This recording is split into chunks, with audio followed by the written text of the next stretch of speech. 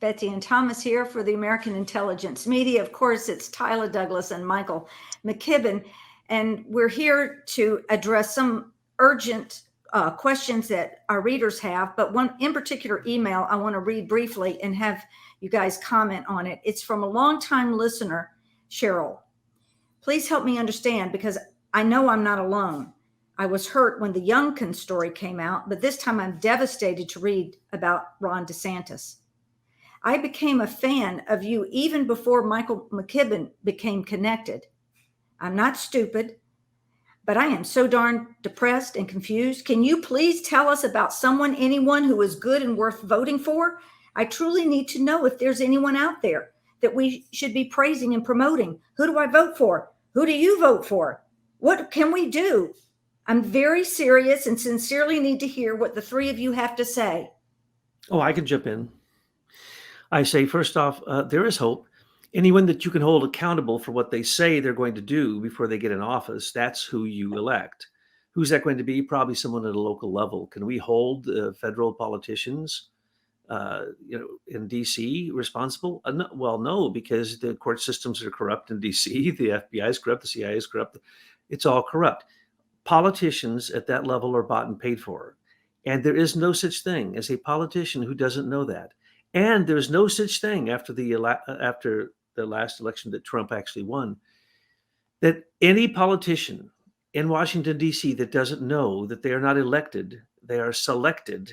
And it's simply the margin of difference between the numbers that is decided, period. It has nothing to do with your vote, folks.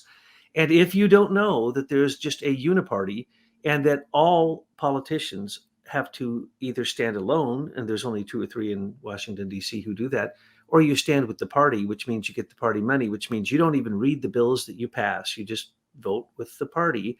And what's happening now? The Republicans have become the Democrats. Look what's going on. So no, none of the since Jimmy Carter, we haven't had an election. They have been selections. We hoped that during the first election of Trump, we had busted previously the mechanisms that showed that there were selections and not elections, and we hoped that that would cause that to end. And we also knew that he would win with a landslide, and that's the reason he got in. He won with a landslide, even though the corruption was still there. His second time that he ran, we already knew that both in the interim election and in that election that Trump knew it was all corrupt. Everyone knew, but Barr came out, said not one single fraudulent vote was ever cast. Homeland Security, which took over voting, states' rights of voting for federal government positions, was taken over by Homeland Security, which is basically the SS. That's a Nazi SS, one person ruling it. So you got to find people you can trust in your local area, work from the ground, local level up, and realize that you are dealing with evil that is coming out now that is apocalyptic. And we can face the evil in our local environment. If you try to wrestle with the evil in the world, you better be truly have the entire armor of God on you, because you will be assailed by horrifying evil. I think the short answer to who do we vote for is, well, I don't know. But the good news is it's a big world. There's lots of people in it, and God has his hands on many people. So therefore, if that person is not the ones that you, the person who wrote the letter, are looking at right now, that's okay. Find different people and seek them out. And I agree with everything you're saying about voting local, because the biggest frustration is when you're dealing with things going on in Washington, which I had to deal with the theft of our technology, and you're dealing with people who live in another part of the country. You don't know them. You don't know their background. You don't know whether you can trust them or not. And that is the environment that we have right now. And that would engender no hope. And I think that's why the British made sure that we had a top-down system that would never speak or be accountable to the local population. I think that's why they're trying to get rid of states' rights. I think that's why they're trying to push in local sheriffs. They're trying to control this down to the local level. And I agree, that's where we need to start. Excellent point, Secretary of State's. That's so much power lies in those people. It's ridiculous because they control the elections. So Right.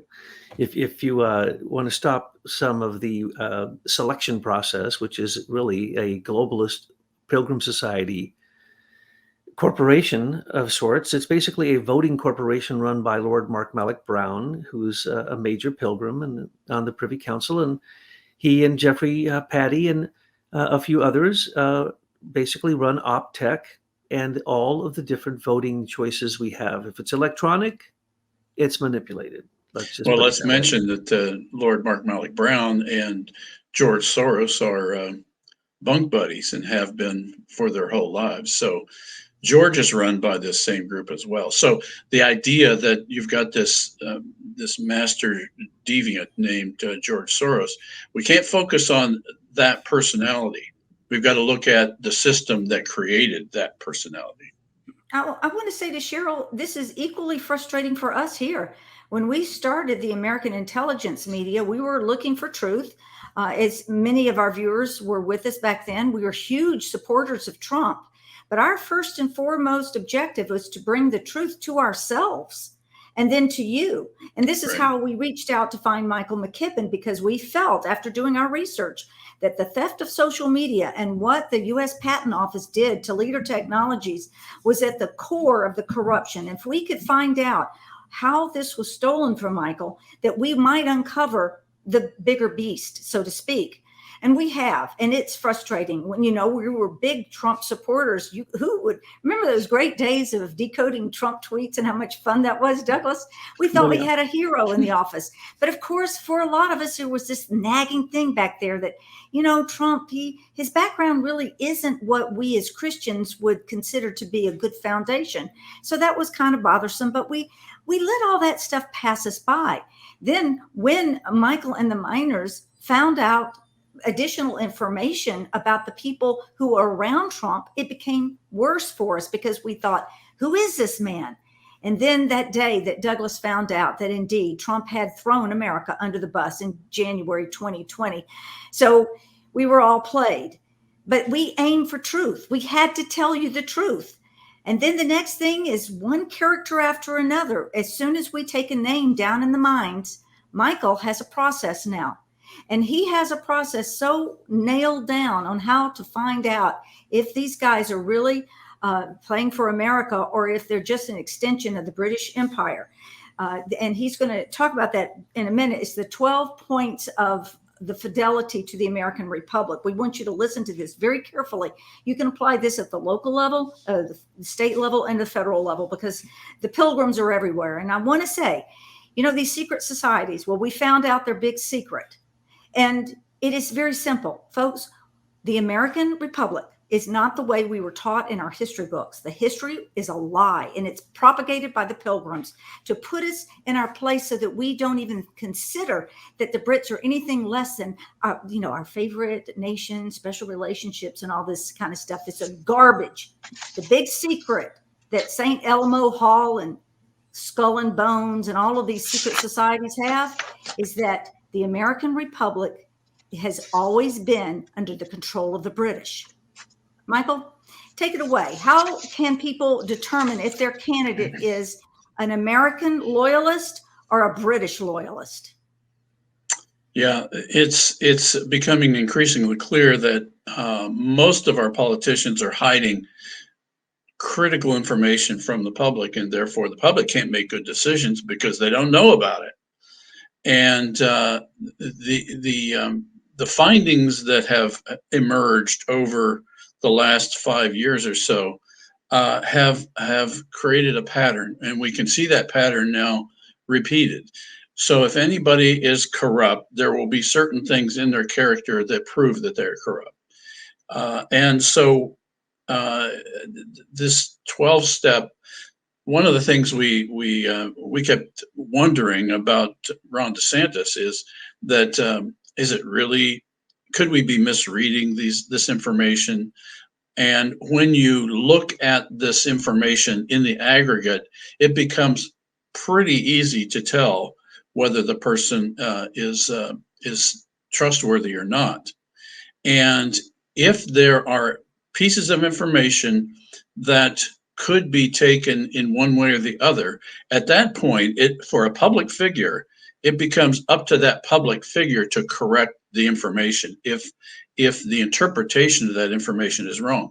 But as our listeners know, we don't cotton to conjecture, to opinion. We look for the facts, and then we share those facts. And then it's up to then the Holy Spirit to help us understand what that fact means in the larger sense. So I understand the frustration when you only have so many hours in a day, and you hear things about a particular person, and those sound hopeful. So immediately you let hope rise in your spirit, and then you move on. You don't have time to test everything. I got that. So what our researchers have done is developed a 12-point test, which we have worked on quite a bit over the last week, that can tell you very quickly whether the person is trustworthy as it relates to the American Republic. And as we know, the general principle here is because the American Republic has been captured and was never, in fact, a fully developed entity, because the British, from the time of the Revolution, were taking over our banks. And once they had the banks, then they took over our politics, they took over our commerce, and that has never stopped. So the secret is right. Betsy's right. The secret is the British never stopped. We never won the war, and America is still under the British Empire. So what we did is we put together a list of 12 things you can do to ask yourself, is this person trustworthy? And if you want to, Douglas, I'll just go through each one. Oh, yes, please. You state it, and I will give you my opinion of whether Ron DeSantis has qualified to meet either yay or nay on that particular point. Okay, Cheryl, Okay. this might be too intense for you, so you can just turn it off now. Yeah, get ready. Here we go. Okay, number Test. one, is the person's background, their core beliefs, their track record, their results, their reputation, and wealth consistent with his words? Absolutely not. We just caught him lying about the vaccines. We've caught him lying about all kinds of things. He is a political chameleon. He turns into whatever color he needs. Sorry. He doesn't get a point there. Okay, number two, does the person's resume reflect real life experience versus made for TV hype? He is basically groomed by the Pilgrims. You can smell it from his Wikipedia entry. No, he doesn't get a point there because it's so obvious that he's groomed. And when you listen to him, it's like so many of these fake people.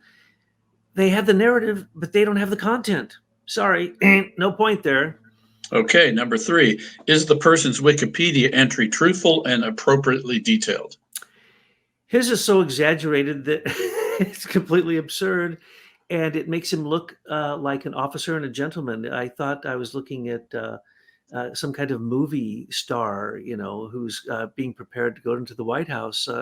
It almost says at the bottom, and will become the president soon. It's all garbage. Okay, so no for three. No point. Number four, does Wikipedia provide an accurate genealogical background, including bad apples?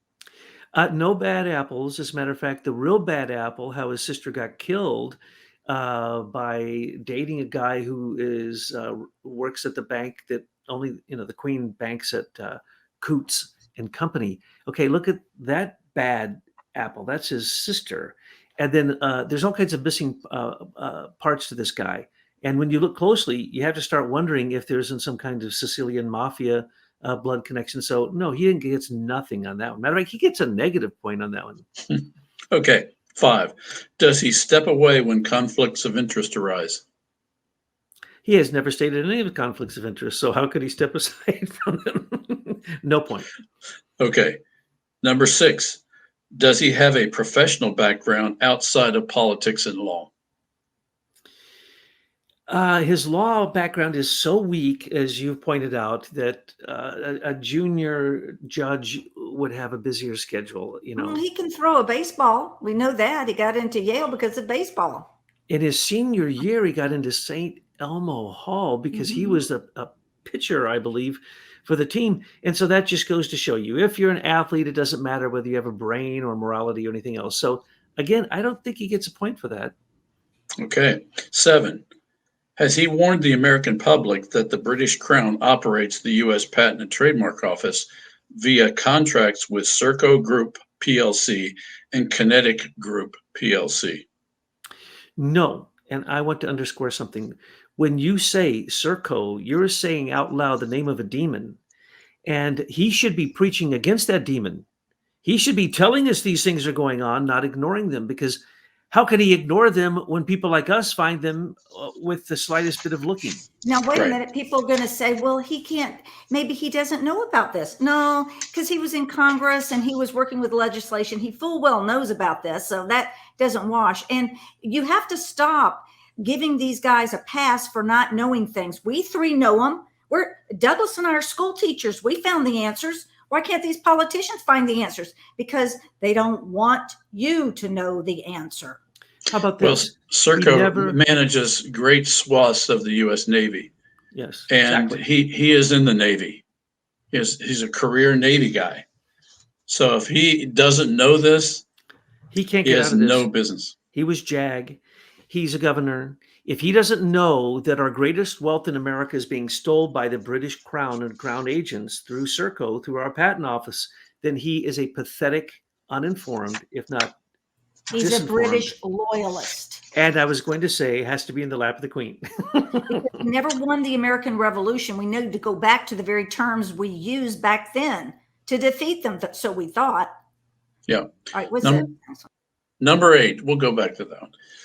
Has he No warned point, the American? no point on that one. I ain't giving a Okay. point on that one. Okay, the answer is no on that one. Has he warned the American public that the British Crown was given $800+ million contract to manage FEMA regions 2 and 9 in the U.S., as well as the air traffic control facilities in 65 U.S. cities?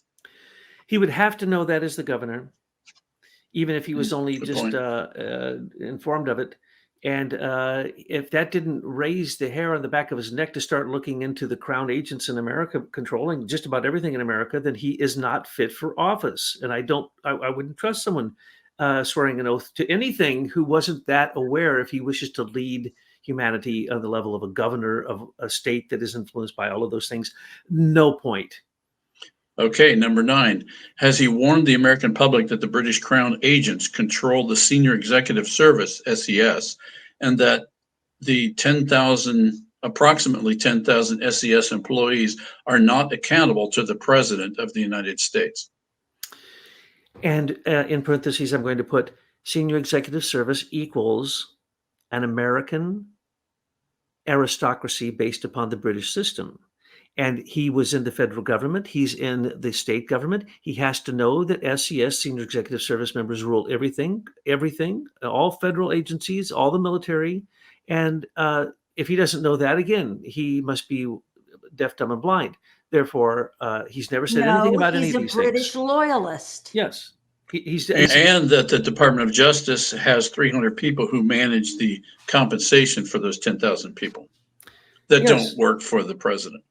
basically, it's the federalist control of America, and he's supposed to be supporting Florida as a governor. Shouldn't he know the battle that he is now engaged in? He's every day gets out, does virtue signaling, trying to act like he's the only governor who has any morality, but then he flip-flops like a fish out of water, and we find out that he's obfuscated his past, that he's been groomed by the Pilgrims. And so far, of 9 points, he hasn't said one word about the evil that the world is confronting right now. So no point.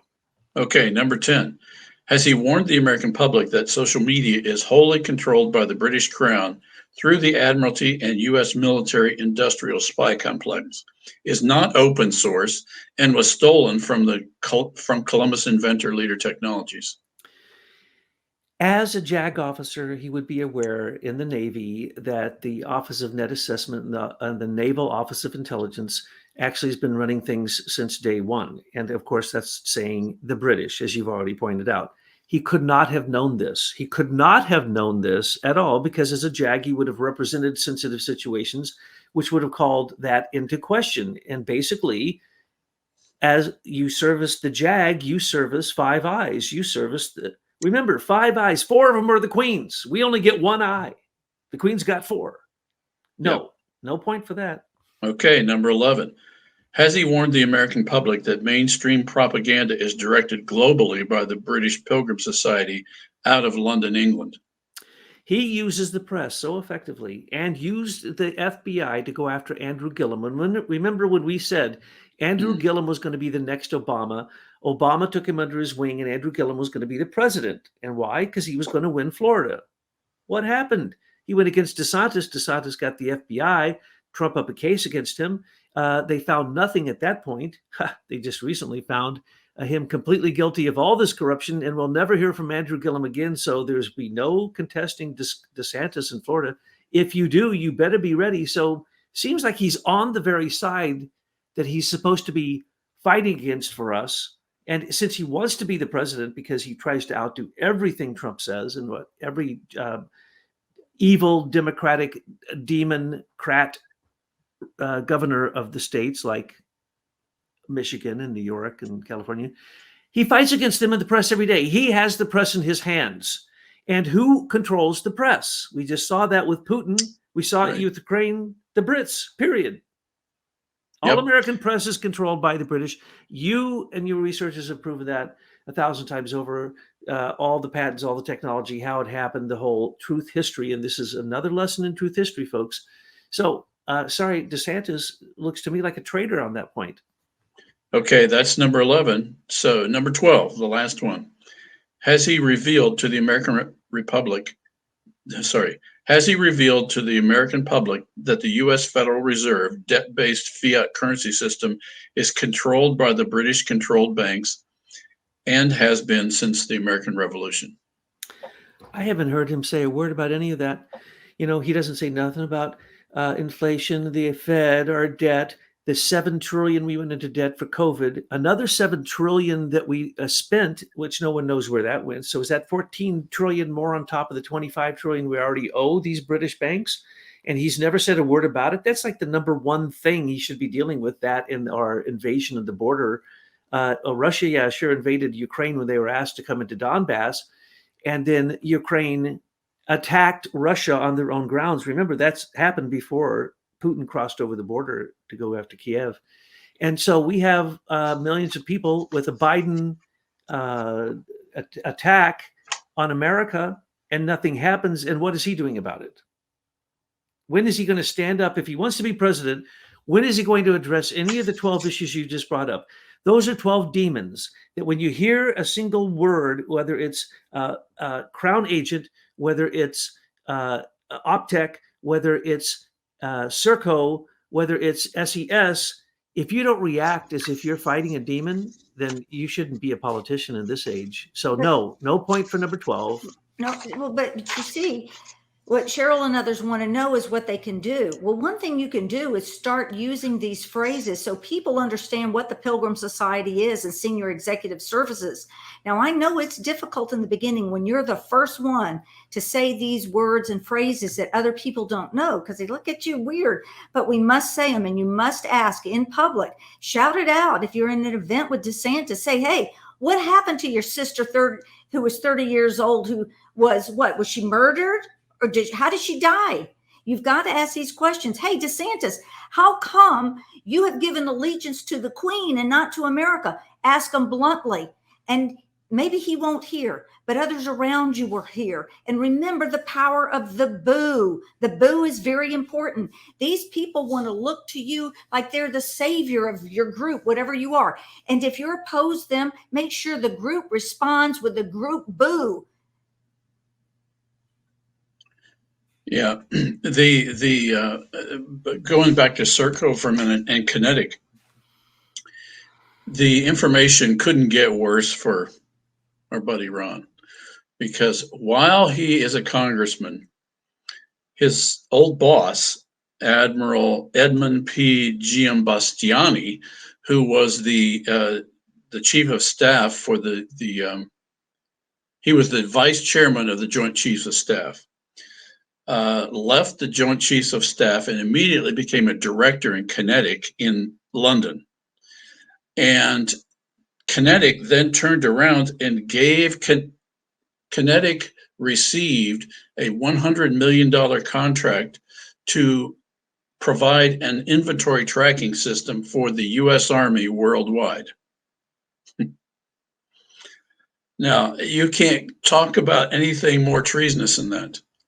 No. And yet, Giambastiani, if you see the pictures online, he's wearing his white uniform, just like O'Ron is, and it looks all regal. And yet, we have discovered the actual documents that show and prove that he was a director of Kinetic. And then before him was our former CIA director, George Tenet, who was a director in 2006. So what we see here is that our military people make a beeline for the British as soon as they retire. And look at how many of our American officials, after they left their positions, became knights, British knights. Now they make the point that they're not official in the sense that they're honorary, but they're knighthoods nonetheless. That's And probably another secret they keep from you, that it Right. is real, but you're not going to find out about it. right. And then you think about the military. So the British and Serco are all up in there with SES and all of it. And then what do? They force our military to take these deadly concoctions. Why? I mean, it's outright killing our military. That's an attack on our military. Well, because they don't want smart leaders. No, all they those don't. are They don't all want those the are coming military. from Britain. Come on, No, it's time to collapse the SE American SAS. empire. Yes, it is. Yeah. And these are corporations. Remember, Kinetic is a corporation. Muriel, that created this mess of the pandemic, it's a British corporation. The companies that run Optech, British corporations. And so corporations are exempt in what they have given as a misnomer called capitalism. Yeah. Capitalism died at the moment that the superpower of America, being manipulated by Britain, decided that once again, as they did in Britain, that robber barons of the capitalist age are all going to be monopolies, which are government-supported monopolies with all interlocking directorships.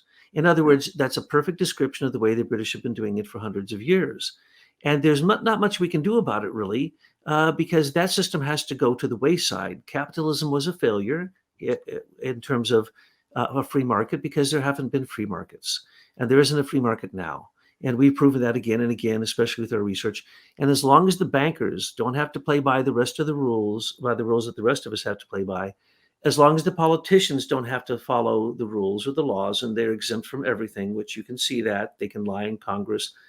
They have no power in a congressional investigation to actually cause any justice to be created. They can make a recommendation to the Department of Justice. It doesn't matter if someone confesses that they murdered people and genocide, which is what Fauci did confess because he's doing gain of function. He confessed he's been doing gain of function, which is mass murder. That's genocide.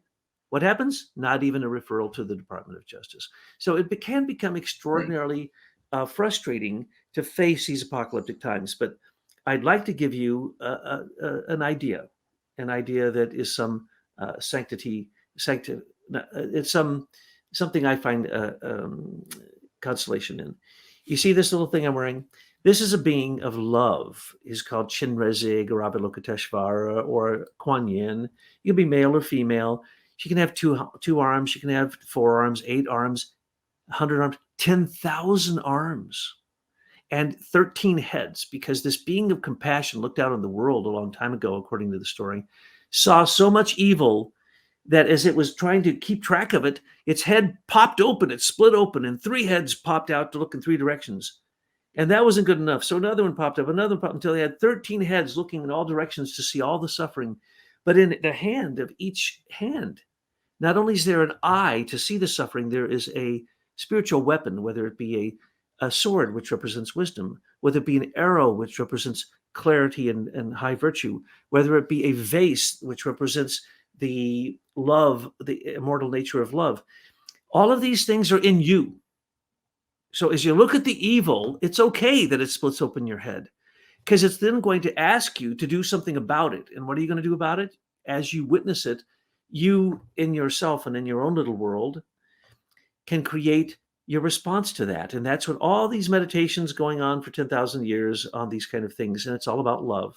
Matter of fact, the Dalai Lama is a representation of this being. He's the Tulku of Chenrezig, and which means basically the being of love. It's what it's Christians call Jesus Christ.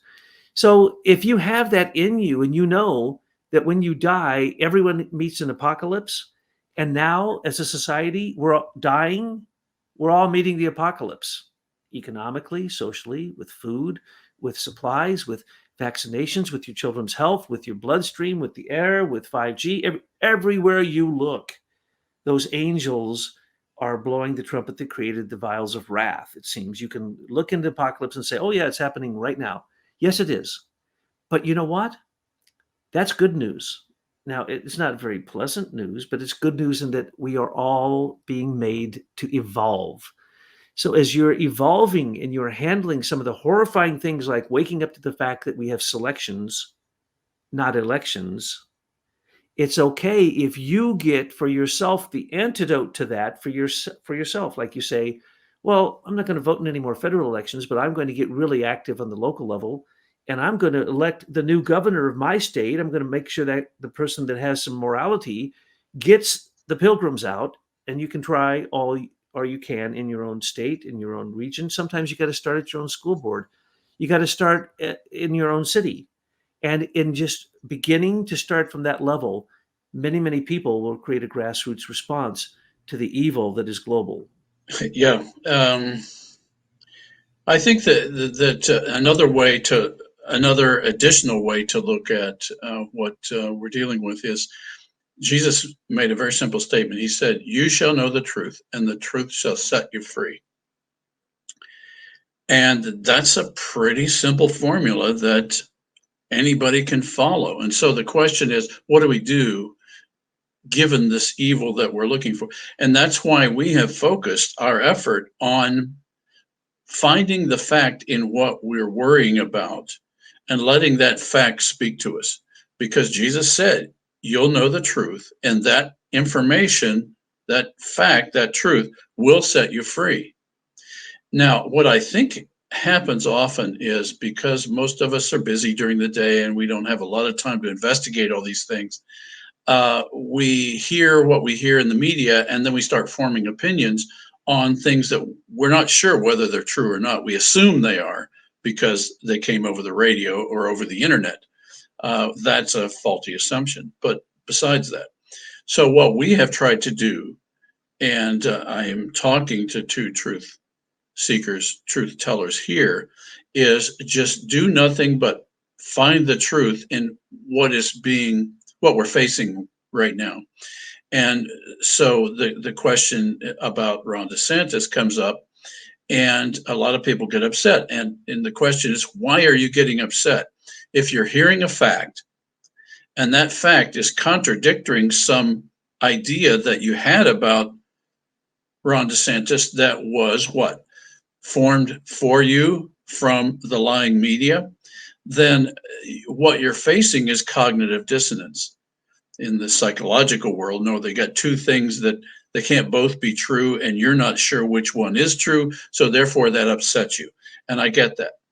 And I think what we have got to do is learn how to be truth seekers. And by learning that and then trusting God, not trusting man, then we can be set free from all these fanciful ideas, incorrect ideas, deceptive ideas, and we can sort through those. And once we find the truth, then hang on to it.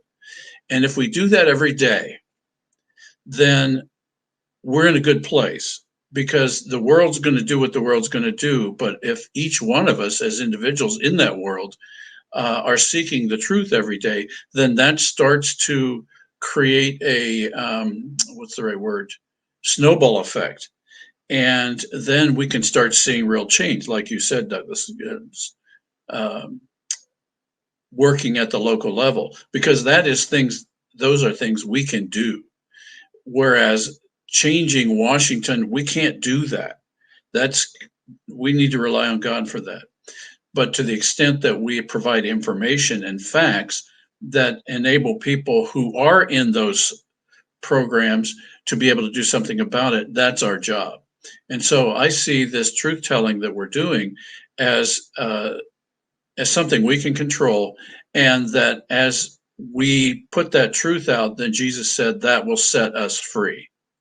And I think that is a comforting thing. So I wouldn't be too, if I would make a suggestion, if you're finding yourself worried or frustrated, that's okay. That's being human.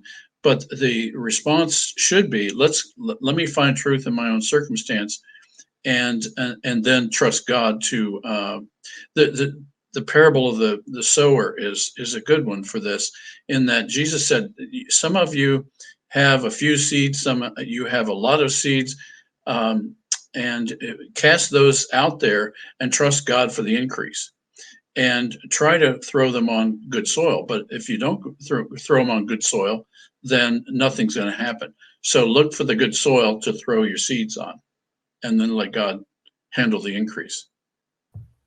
Well said. Well said.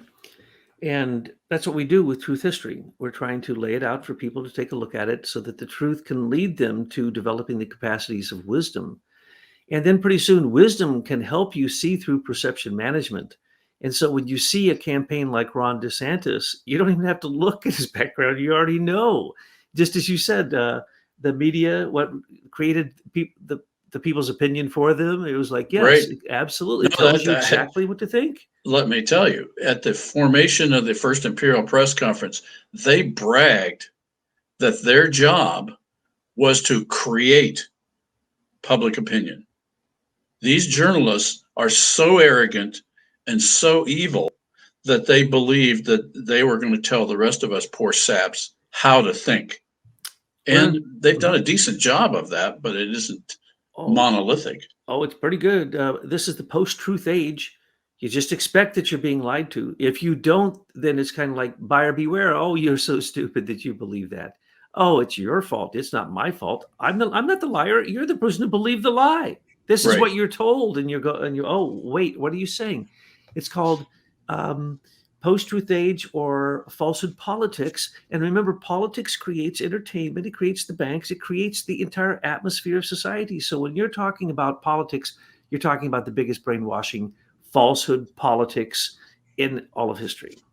Douglas, another thing I'm seeing popping up on my emails and on our posts is a confusion about what's going on in Damascus right now, about Israel bombing Damascus, and then also the what's going on with Ukraine. But I think people are looking at Putin to be the savior that Trump wasn't, and DeSantis certainly won't be. Is it right for them to look at Putin that way, or is Putin just another Pilgrim Society operative? He is a ruthless, murdering mafia don who only got there because of all the people he's killed. Remember what he does to the oligarchs. He puts them in jail, hangs them upside down until they give their offshore numbers, takes their money, and kills them. I mean, hello? This is who we're talking about? And people think because he once said that he was going to turn everything into organic gardening and organic vegetables that would provide the world with organic food. He always does this. He is one of the best, but one of the clearest and most transparent propagandists I think we've ever seen in history. He's not quite as bad as Chinese President Xi, but pretty darn close, because whatever somebody says against him, he says the opposite is true, no matter what.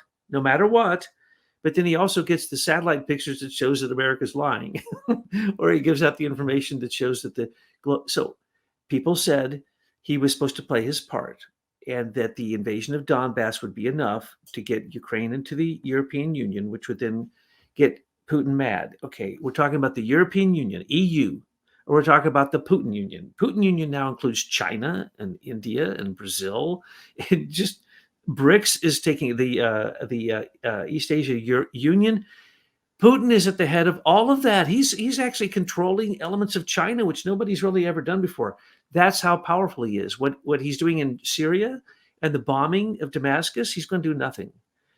He's always told ahead of time what they're going to do. He was told ahead of time what was going on, and he actually had substantiated the intelligence that Israel loves to take satellite pictures to prove what's going on, to show that the Iranian Revolutionary Guard is coming across Iraq into Syria and then going into Lebanon so they can get bombs to get closer to bomb Israel. What's new? Remember that even once Russia was there in Syria with its new warm water port and with its tactical nuclear weapons, they really didn't do anything except cause Obama to get out, ISIL to end. ISIL was Obama's baby that he paid $1 billion a year to create. That's why he never called it ISIS. He called it ISIL. That means it was his. And then the other 5 factions, So bombing of Damascus is not what we've warned you about. Can I stop you a minute? Mm-hmm. ISIL, I always wondered about that because the L stands for Levant. Mm-hmm. And as we now know, the Boston Brahmins were intimately involved in the exploitation of the opium fields in Turkey through the Levant Company. And I think all these Pilgrim Society insiders are very favorable to the idea of using the word Levant, so they use it every time they can, because that's where their wealth came from. They want the whole area.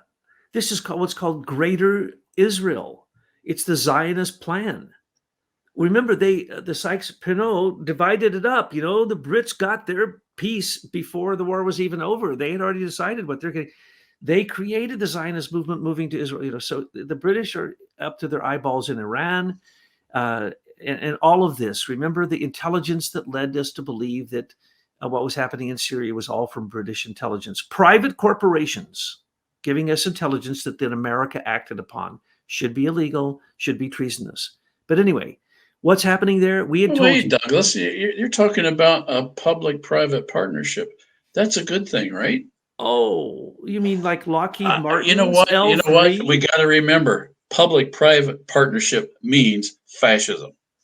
Period. And remember, in my opinion, the Queen is a fascist. She's a religious, theocratic fascist. She heads her own church. She heads her own bank. She has her own private bank for private money. She has all the 54 nations that she controls. She's got 26 offshore countries that are all under her control.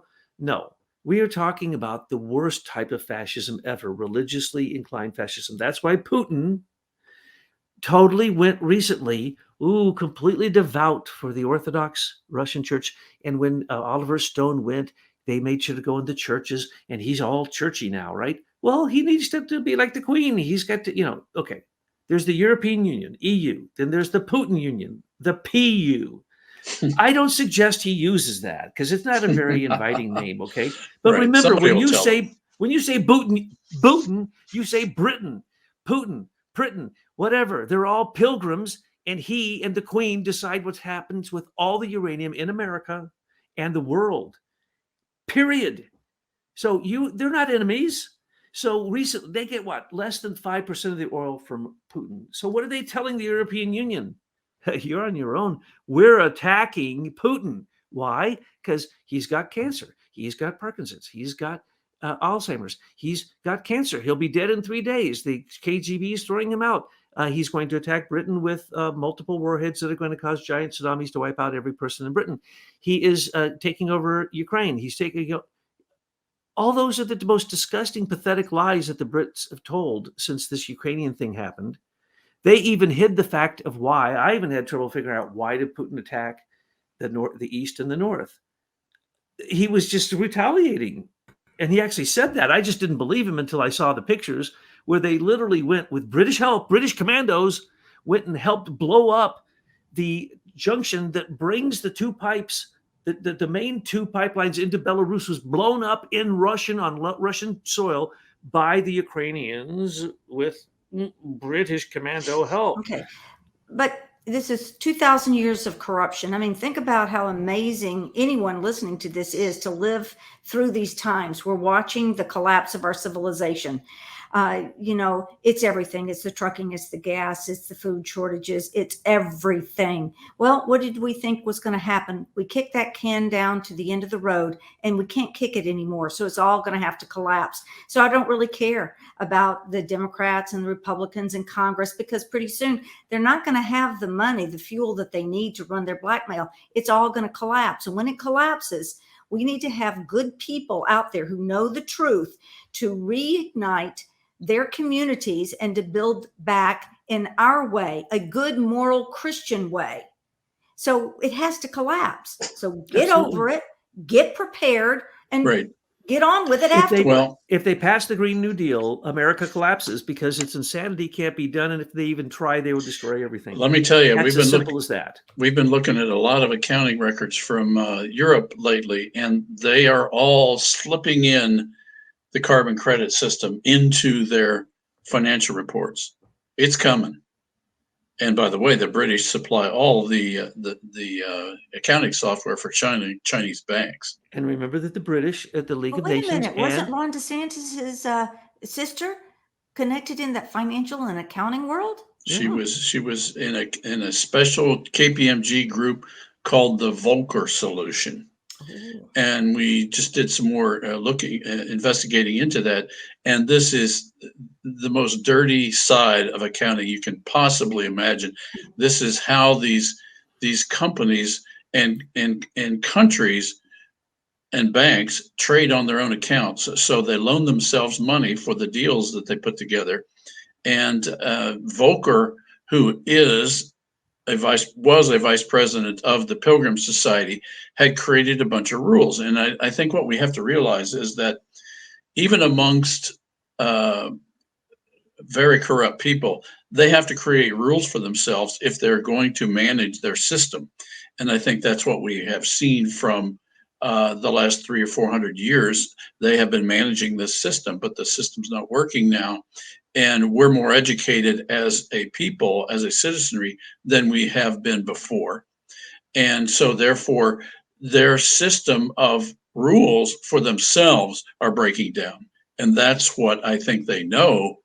And so they're trying to figure out a new war or a new opportunity so they can collapse the values in their fake system in order to grab everything on the way down, so that when they come back, they'll be even more in control. I think that's where they're going with this.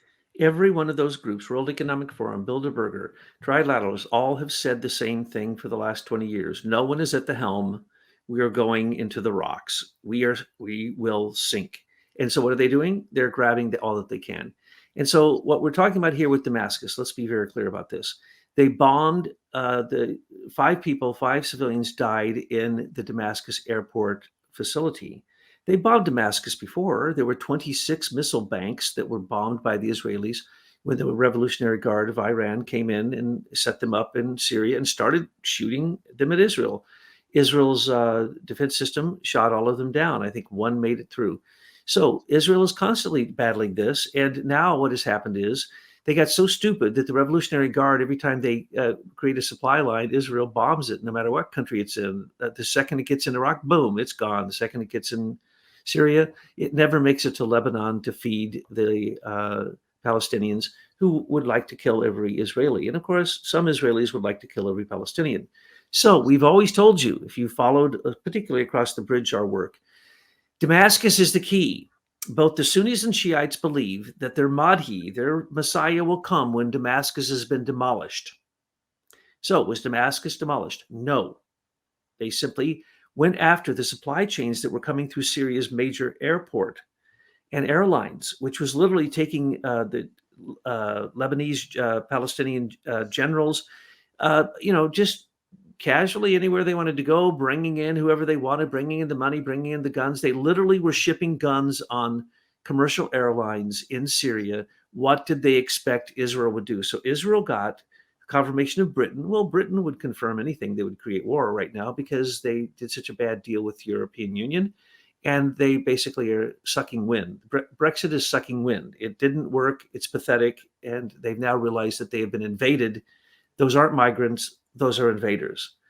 So that's the reason they destabilized the world with the pandemic through China. because China was becoming the superpower and America was so stupid. No, Britain wants America to be the superpower. You think Britain wants China to be the superpower? They can't control China. They have attempted and done a pretty good job of creating communism in China, creating Mao Zedong, creating all the horrible things, the one belt, one road, all this, that's all British. But the point is, Putin has been played by the World Economic Forum, being told that when he was asked to come into Donbass, he should, and that would create what would appear to be World War III, nuclear World War III. That's the reason that, the Russian generals all came out with their narrative. They all played their roles, right? Putin has played his role, tough guy, mafia, but I'm a good religious Orthodox Christian. Wrong. And what did he do in Syria? He's not going to do anything about Syria. He's going to care less about Syria. And is that going to create what they're waiting for, which is the end of times and the hegemony of the Muslim, the Islamic religion, whether Sunni or Shiite? No, because it didn't destroy Damascus. And is it going to create the ability for the Jesuits to do their apocalyptic theology and say that the time has come when the true Messiah has returned on his white horse to have conquered the world through the Jesuits, through Catholicism? Nope, not happening. And is it the Messiah who there in the fields of Gideon is going to return, put his toe on the Mount of Zion, and then the Jews will take over the world, the fundamental Jews will take over the world completely? Is that going to happen? It's not time yet, folks. But does it look like apocalypse is here? In your personal life, now I'm going to say something personal about my life. I don't go out and I don't get involved in all of that. So my life is beautiful, except my children have had some, people I know have had COVID. We gave them the stuff that gets rid of it. It got rid of it. Besides that, life is really kind of beautiful, except it looks like the whole world around us is on fire. It's burning down. And it's Nero playing his fiddle. But you know what? I'm not going to get up and dance to Nero's fiddle. And I'm going to get the heck out of Rome. Okay? I'm not going to hang out to try to steal and sack Rome as Nero's burning it. Okay? So, folks, the world is on fire. The World Economic Forum is not in control. Their reset is probably got upset by Putin. Israel bombing Damascus, that's nothing. Get ready. Israel's going to bomb Iran. That was just a warning, and it was a test to make sure that when they do rightfully bomb Iran, that says the only reason they're making a bomb is to bomb Israel to kill every single Jew. That's ridiculous. Why would we let anybody have a bomb who said that? Well, Douglas, we've got to remember that the Israel is totally under the control of British banks. And so they're not going to do anything without permission. I don't care what it is. Exactly. And I assumed exactly what you said, that this is about really what the Brits there for. They're there for oil. They're there to destabilize the other oil, and the oil that the Israelites are pulling out offshore. Those rights are also rights shared with Lebanon, Cyprus, and Syria. As long as there's a war and the area is destabilized, right now, only Israel is pulling that oil out faster than anyone has ever pulled out natural gas. And this is the Mediterranean basin, it's called. It's one of the fourth or fifth largest supplies of it underground. So they've been pulling this out faster than anybody ever knew. So I wondered if Syria didn't say, hey, we're going to go after some of the oil. So let's just show how powerful we are.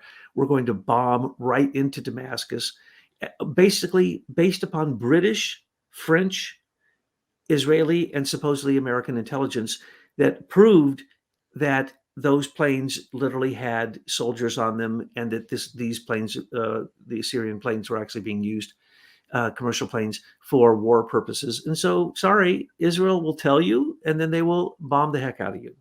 What's new? Don't get worried. It's not the end. The end is here for a lot of people, folks, because they accepted the pandemic apocalypse. It's not the zombie apocalypse yet. That will probably be the next one or two of the pandemics that comes. They're planning probably the third one to be the zombie apocalypse. The next one is going to be this. It's going to be the bird flu apocalypse, not monkeypox.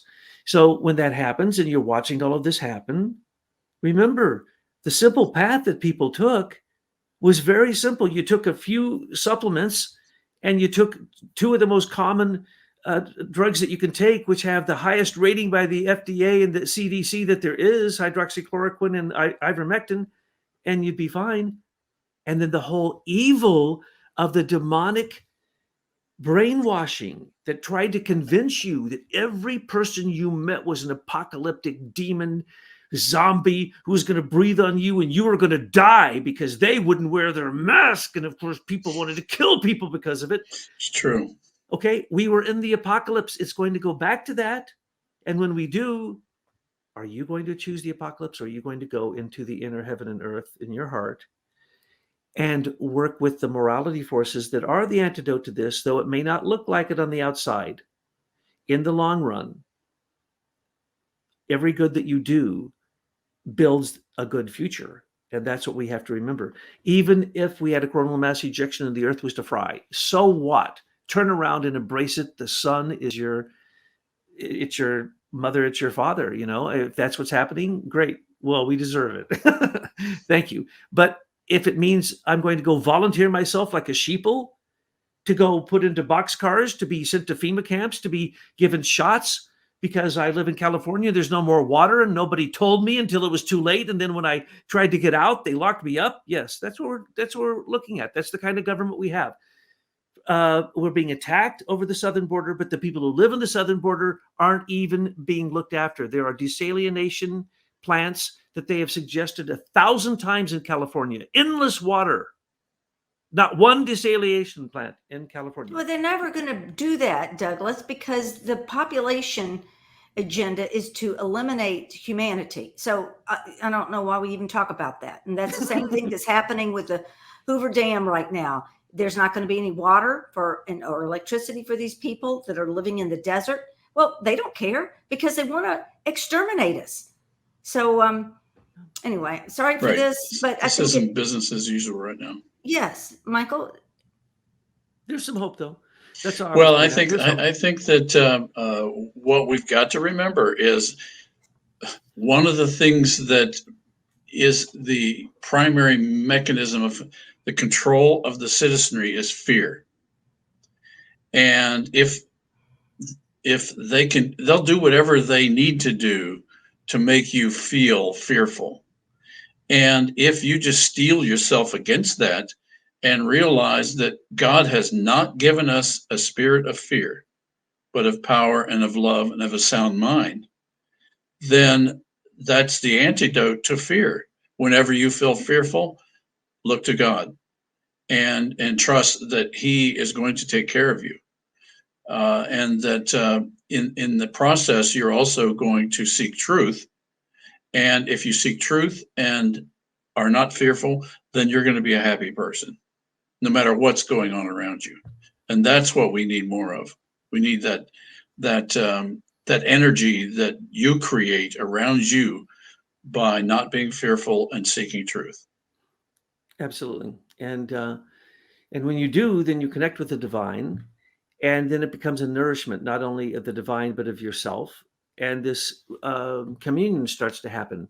And that can happen outside of what the world is telling you. If you look at the world's going to tell you all these things are going on. If you're not careful and if you aren't centered in a faith in the divine and knowing that you are part of that, you are part of the divine, then unfortunately, the dragon, the beast, and the Antichrist will come if you believe in the Christian thing, or all the different things that you haven't resolved in yourself. They all rise up. So what are you going to do about that? Here's what we're going to do. Here's what we're going to do. Yes, love.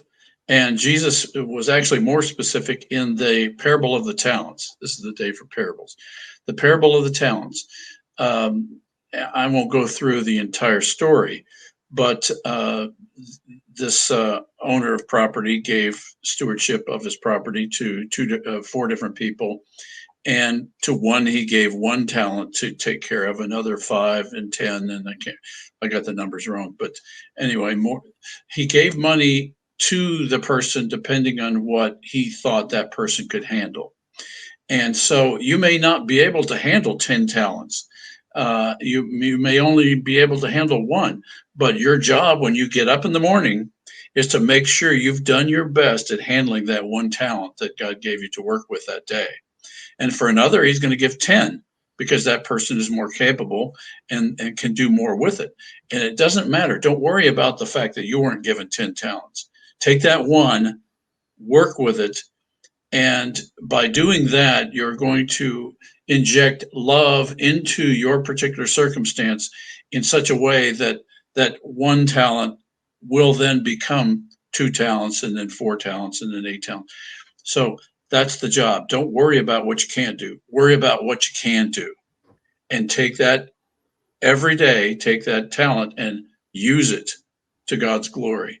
And then we'll see this world changed.